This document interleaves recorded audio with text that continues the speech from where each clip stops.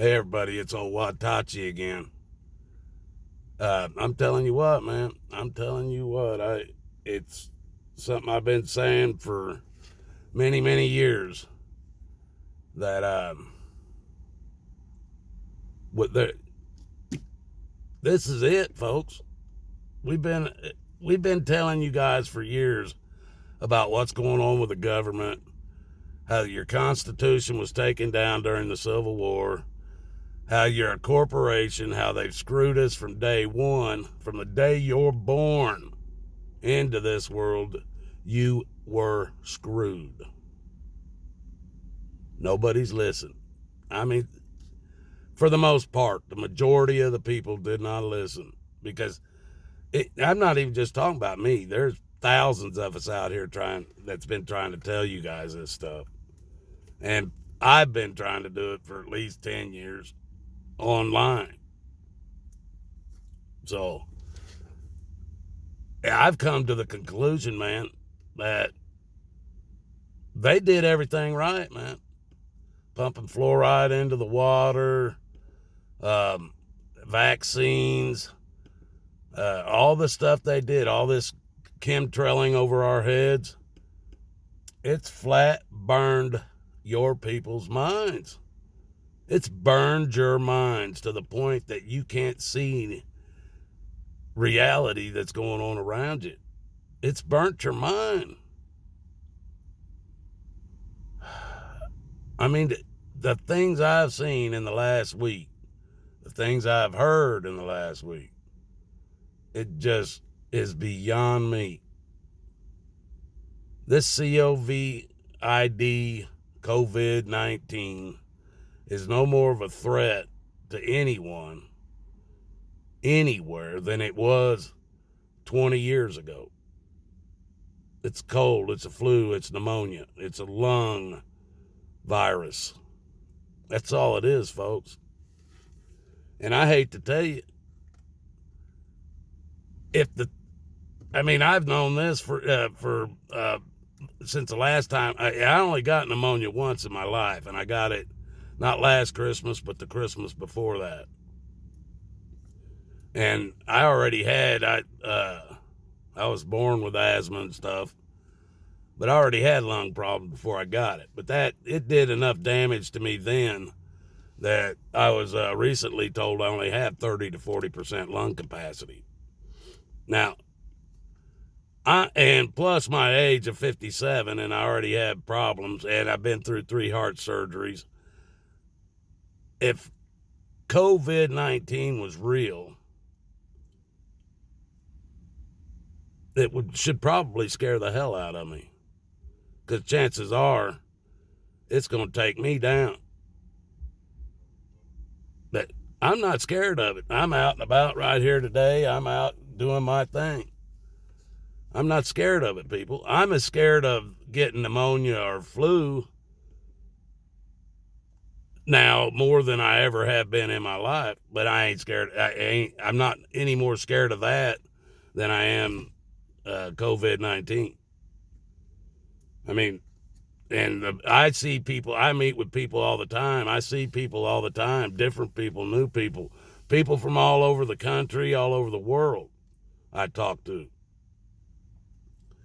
Sometimes I have to talk to them through our phones because they speak a language like Chinese or something that I can't even come close to speaking it. So we talk through our phones. You can get them apps for translating stuff, and that's pretty neat to be able to do that. But people, this is getting out of control here. And I know thousands of military vets. Probably know hundreds of active military vets.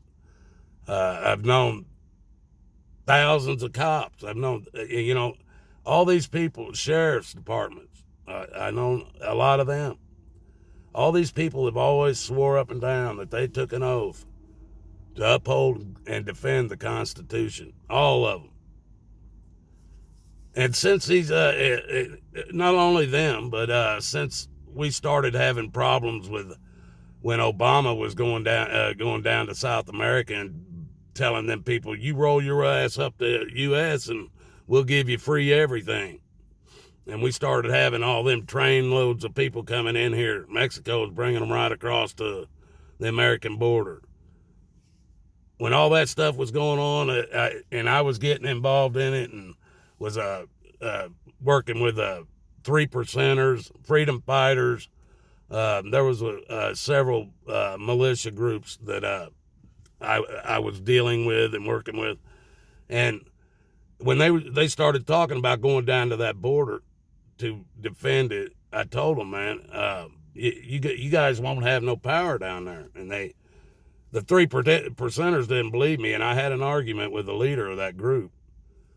And I told him, I said, man, I lived down there on that border for about 23 years in Arizona. Americans don't control that border.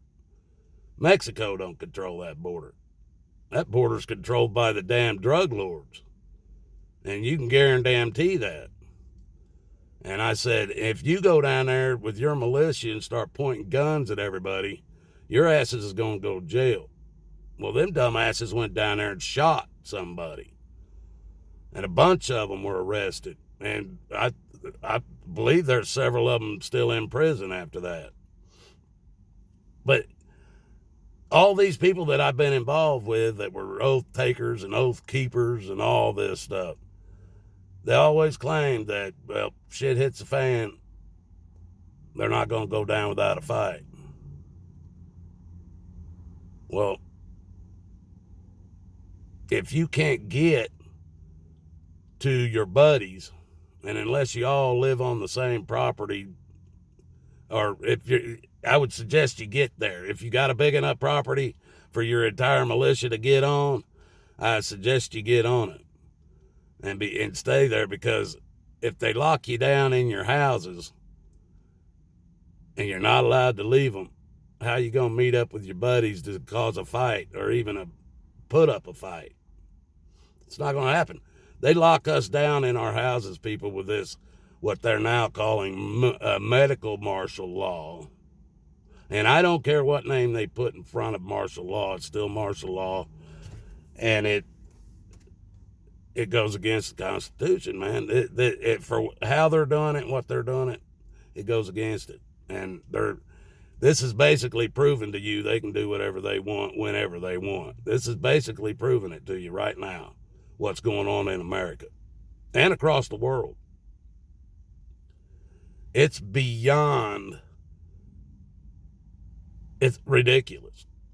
I mean, ridiculous is the only word I can come up with, because, man, I talk to people all the time and they don't sound like they're numb from the neck up. They don't sound like, they don't have any capabilities of critical thinking. They don't sound like they wouldn't know how to research something to try to find out the truth.